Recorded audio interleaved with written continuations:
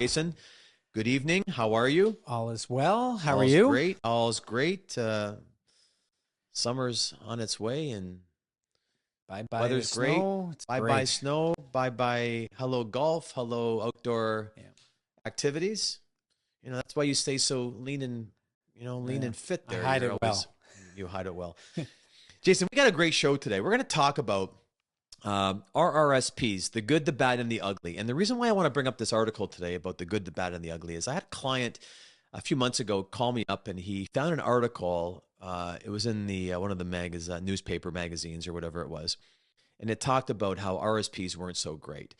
And, you know, I I kind of agree with him a little bit. I disagree a bit as well. So I thought about this topic, and because we're hearing it a lot from our clients is, for years and years and years, I think back to the 80s and the 90s and the 2000s, you walk into a bank at RSP time, it was just, posters everywhere, slogans, RSP season, buy your RSPs. For decades upon decades, it really was the only game in town to save for retirement. And for those that weren't lucky enough to have a pension plan or work somewhere where they could put their money away. But again, I think what happens is that most people don't understand really how our RSPs work. So I wanted to get into the good, the bad, and the ugly of the RSP. And the first thing I want to get into right now is the good, Jason. So Yeah. the good. What's the good? The good is the instant tax deduction. The minute you make that purchase, the year you make that purchase, you're going to get a tax deduction. It could be 20%, 30%, 40, 50%. So there is some good with the instant tax deduction. There's also some good from tax sheltered compound growth. You put the money in, you can grow your money for 10, 15, 20 years. It's compounding growth. Number three is there's numerous investment options. So with the RSP, which is great, is you can buy things from money market accounts, GICs, up to stocks, bonds, mutual funds, whatever you want to own in the portfolio, you can. Number four of the good of RSPs is you can income split at retirement. You can obviously put RSPs into your spouse's name, take the tax deduction yourself. It's a great benefit. Number five, the higher your income, the higher and the greater the refund. And number six, on death, the RSP can pass tax-free over to your beloved spouse. So there are some good things that are built into the RSP, but there's also some bad. Yeah, with the good, there are some bad things. So just a couple of points about some of the things that are negative about RSPs. Number one, unlike pensions, contributions are optional. So most pensions, you've got to put X amount of dollars in and the employer matches. RSPs, you're on your own. You make that contribution, and most of the time, most people do not maximize their contribution room. Most people have unused room. Number two about the bad of RSPs is they're pretty easy to access. We do get calls periodically saying I need to cash out some of the RSPs. So most people understand you can take them out. Yes, you pay the tax, but very easily accessible.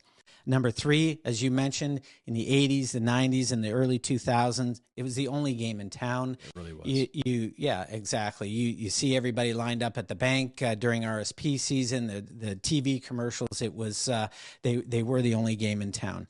Number four, the losses can't be written off. So if you had non-registered investments and you take a loss, like maybe you did last year, you're able to write those off. But inside of an RSP, if you've made some dumb decisions or made some bad decisions, it actually hurts the investor in the long run.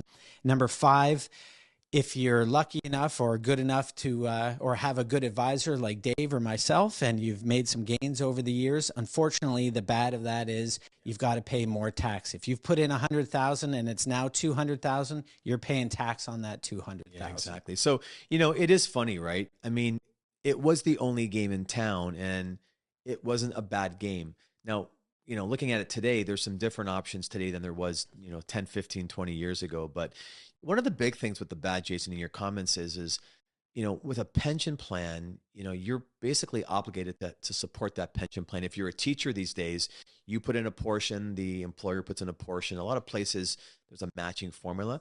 And again, with RSPs, you decide you want to stop putting into it. It's completely up to you. Now, the ugly of the good, the bad, and the ugly part of the RSP is on death, the taxes are outrageous. So if you're the last person to survive, so spouse has passed away, money's moved to you, you pass away, depending on the size of your portfolio, potentially there's a 50+% tax on that account. So it's amazing, Jason, how many clients we meet, they have a $500,000 in their RSP and they don't realize that, hey, you got to take it out, you got to pay some tax, but if you die with it, you're going to pay half to the government. And that's really frustrating. Number two on the ugly is when you have too much money in your RSP and you're drawing out that income, you're potentially at risk of the old age security clawback. Now, when you make $87,000 in Canada right now, anything north of $87,000, you get into the clawback territory. And the clawback is incomes between $87,000 and $130,000. Now, the clawback is if you were to make $130,000 in retirement income, maybe you've got some rental properties, you've got a pension, you've got RSPs, you've got a spousal's account, maybe a spouse's account because she's passed away.